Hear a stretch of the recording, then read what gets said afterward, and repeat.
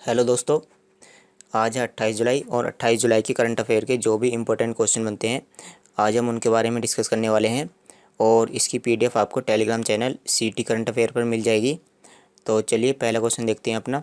देखिए, CRPF CRPF यानी central reserve police force, या इसको हिंदी में हम बोलेंगे केंद्रीय रिजर्व पुलिस बल, स्थापना दिवस निम्न में से किस दिन मनाया जाता है।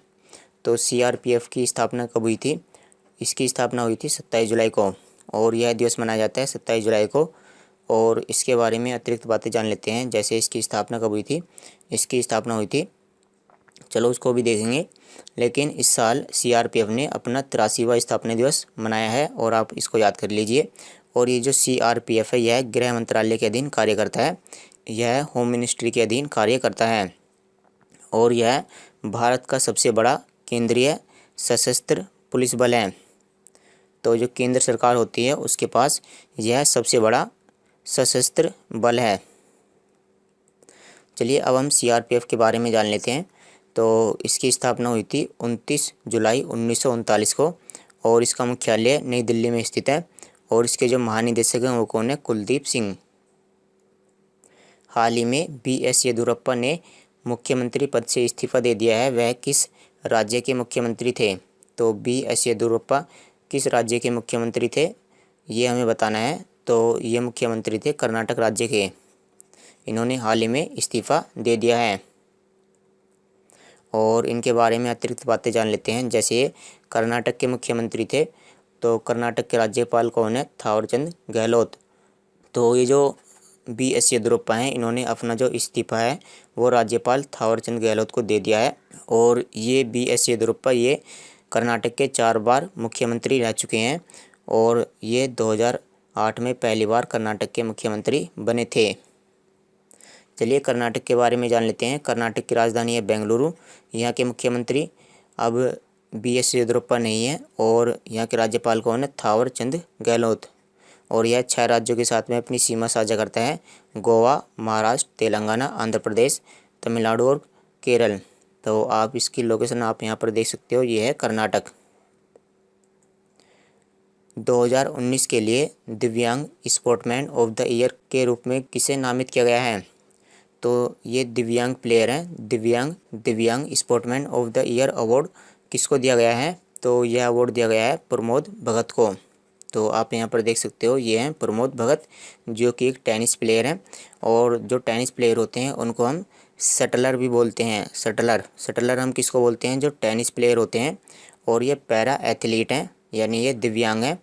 तो इनको दिव्यांग sportsman of the year award दिया गया है 2019 के लिए। और दुबई पैरा बैडमिंटन टूर्नामेंट में इन्होंने 2 स्वर्ण पदक जीते थे, और उसी में इन्होंने 1 कांस्य पदक जीता था।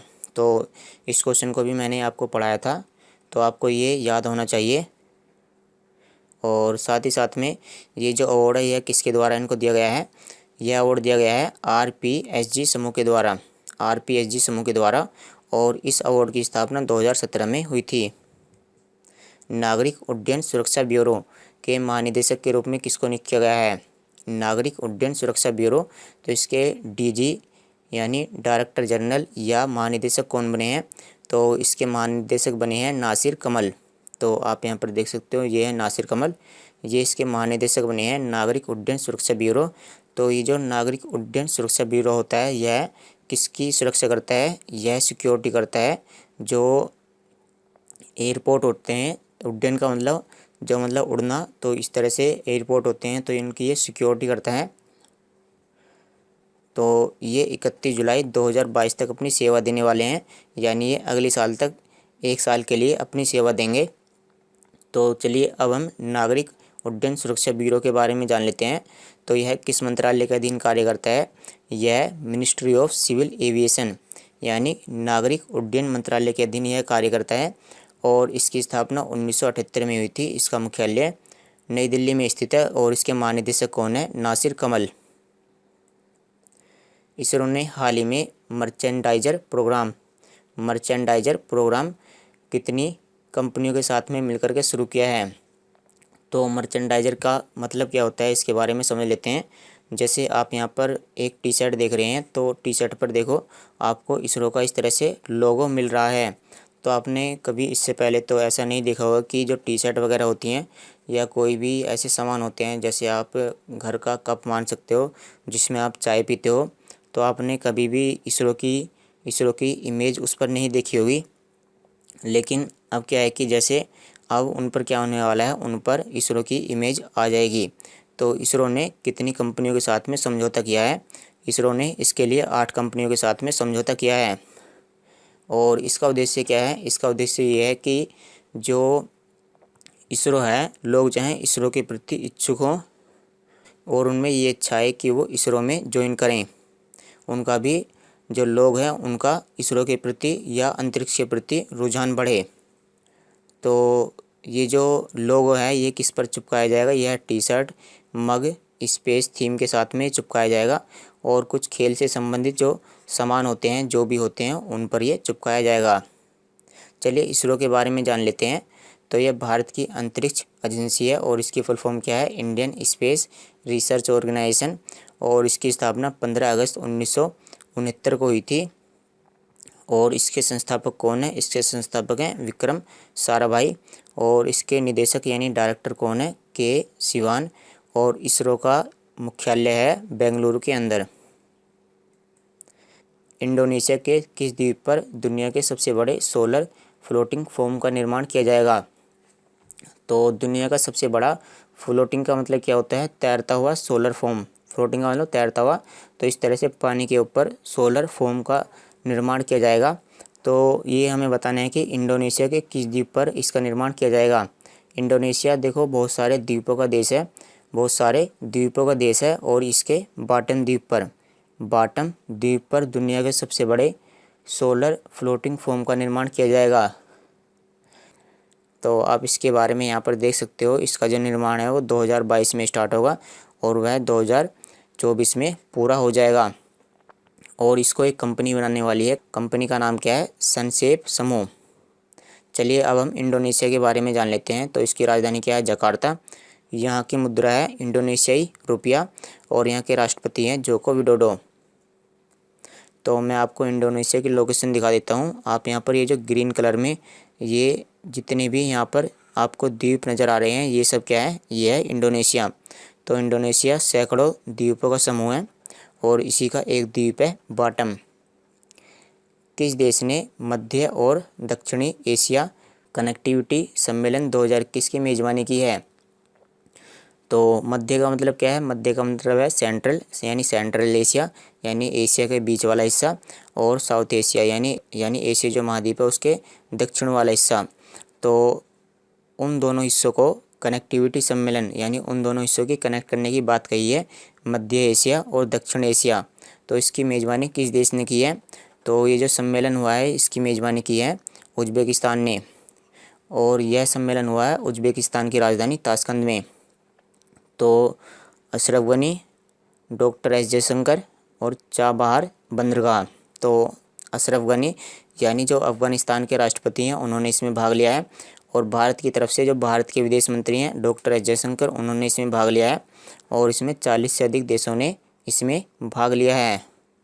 और जो भारत के विदेश मंत्री हैं एस जयशंकर, उन्होंने चाबहार बंदरगाह के बारे में बात की है। वहाँ पर ये जो सम्मेलन हुआ है वहाँ पर चाबहार बंदरगाह के बारे में इन्होंने बात की है।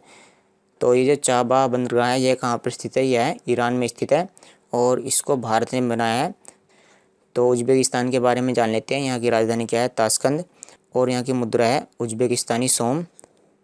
और यहाँ के राष्ट्रपति कौन है? Shavkat Mirziyoyev. Shavkat Mirziyoyev. तो आप यहाँ पर देख सकते हो ये है इसके राष्ट्रपति। कटलैक्स एक्सप्रेस 2021। तो ये एक अभ्यास का नाम है जो एक्सरसाइज होती हैं। कटलैक्स एक्सप्रेस 2021 का आयोजन कहाँ पर किया गया है? तो इसका आयोजन किया गया है अफ्रीका के पूर्वी तट पर। और इसमें भारत की तरफ से भारत के नौसैनिक जहाज तलवार ने इसमें भाग लिया है। तो आप इसको बिल्कुल ही याद कर लीजिए, ये इम्पोर्टेंट है।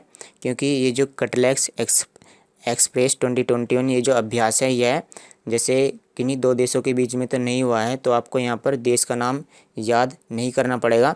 यह बहुत सारे देशों के बीच में हुआ है तो आपको ये याद करना पड़ेगा कि इसमें भारत की तरफ से किसने भाग लिया है। जो भारत का जहाज है तलवार, उसने इसमें भाग लिया है। चलिए मैं आपको अब अफ्रीका का तट दिखा देता हूँ, जो इसका पूर्वी तट है। तो आप यहाँ पर देख सकते हो, ये है अफ्रीका का पूर्वी तट। तो यहीं पर इस अभ्यास का आयोजन किया गया है अफ्रीका के पूर्वी तट पर। भारत 2019 में वैश्विक कृषि उत्पाद निर्यात में कौन से स्थान पर रहा। तो जो कृषि से संबंधित जो भी उत्पाद होते हैं, जैसे गेहूं, चावल या सब्जी, इन सभी के निर्यात में, यानी इन सभी को दूसरे देश में भेजने के मामले में भारत का स्थान कौन सा आया है। तो इसमें भारत का स्थान पहली बार 9वां आया है। भारत इसमें 9वें स्थान पर है। और ये जो रिपोर्ट दी गई है, यह WTO के द्वारा दी गई है, यानी वर्ल्ड ट्रेड ऑर्गेनाइजेशन के द्वारा यह रिपोर्ट दी गई है। चलिए इसमें जान लेते हैं कि पहले स्थान पर कौन है। तो इसमें पहले स्थान पर है यूरोपियन यूनियन, दूसरे स्थान पर है इसमें अमेरिका, तीसरे स्थान पर है इसमें ब्राज़ील और चौथे स्थान पर है इसमें चाइना। अगर हम भारत की बात करें तो भारत ने सबसे ज़्यादा चावल का निर्यात करा और चावल के बाद उसने कपास का निर्यात करा।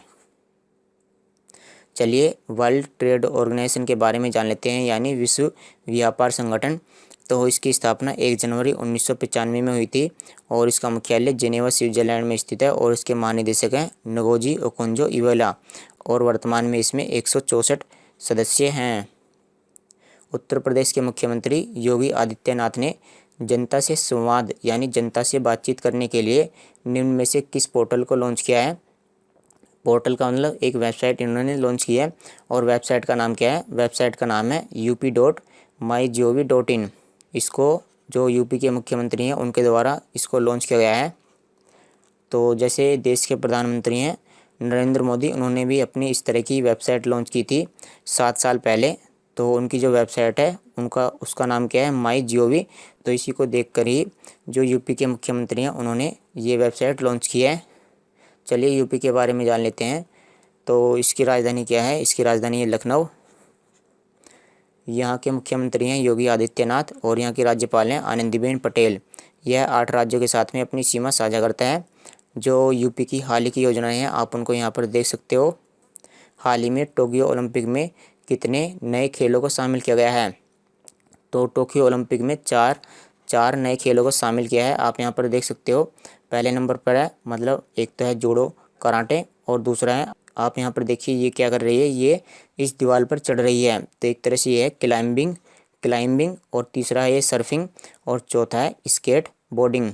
तो इस तरह से 4 नए खेलों को ओलंपिक में शामिल किया है। कराटे, स्केट बोर्डिंग, सर्फिंग और सपोर्ट क्लाइंबिंग। सपोर्ट क्लाइंबिंग का मतलब इस तरह से दीवार पर चढ़ना। ओलंपिक में पहली बार शामिल हुए स्केट बोर्ड स्पर्धा में निम्न में से किस 13 साल की जापानी छात्रा ने गोल्ड मेडल जीता है। तो मैंने जैसे आपको अभी बताया कि ये जो स्केट बोर्डिंग है इसका आयोजन इसी साल किया गया है। तो इसमें किसने गोल्ड मेडल जीता है। तो इसमें गोल्ड मेडल जीता गया है निशिया मोमोजी के द्वारा। ये मात्र 13 साल की हैं और इन्होंने स्केट बोर्ड स्पर्धा में गोल्ड मेडल जीता है, जिसका आयोजन पहली बार ओलंपिक में किया गया है। किस देश के प्रसिद्ध लोक गायक फ़कीर आलमगीर का हाल ही में निधन हो गया है। तो आपको बताना है कि ये जो फ़कीर आलमगीर है ये किस देश के गायक हैं। तो ये बांग्लादेश के गायक हैं जिनका हाल ही में निधन हो गया है। किस देश के एक वैज्ञानिक ने एक प्रायोगिक परमाणु रिएक्टर की योजना का खुलासा किया है जिसे ठंडा करने के लिए पानी की आवश्यकता नहीं होती है। तो परमाणु रिएक्टर होता क्या है। परमाणु रिएक्टर आप यहाँ पर देख सकते हो जिनमें बिजली बनाई जाती है, या परमाणु रिएक्टर का इस्तेमाल आप किसी दूसरे कार्य के लिए भी कर सकते हो। इनमें क्या किया जाता है, परमाणु रिएक्टर में जो नाभिकीय संलयन और जो नाभिकीय विखंडन होता है, मेनली इसमें क्या किया जाता है, नाभिकीय विखंडन किया जाता है। विखंडन यानी जो परमाणु होता है उसको 2 भागों में तोड़ दिया जाता है। परमाणु को क्या कर दिया जाता है, उसको 2 भागों में तोड़ दिया जाता है और इससे क्या निकलता है, इससे अपार यानी बहुत ज़्यादा एनर्जी निकलती है और इस एनर्जी का जो उपयोग है वह बिजली बनाने के लिए किया जाता है।